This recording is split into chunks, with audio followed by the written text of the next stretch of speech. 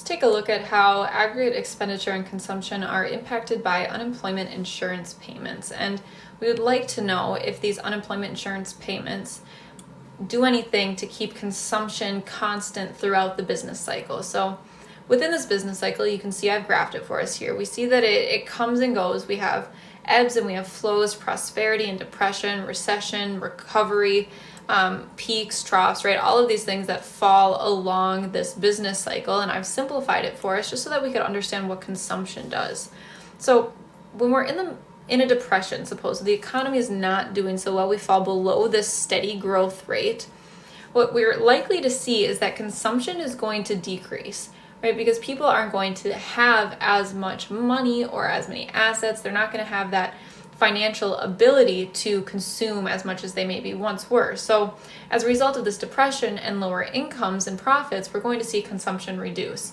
However, these unemployment insurance payments help to supplement this lack in consumption. So it helps to balance it out a little bit. So as a result of these unemployment payments, what we're likely to see is consumption is going to increase because it improves people's ability to consume, right? If we're unemployed, we don't have that income or that ability to consume as much.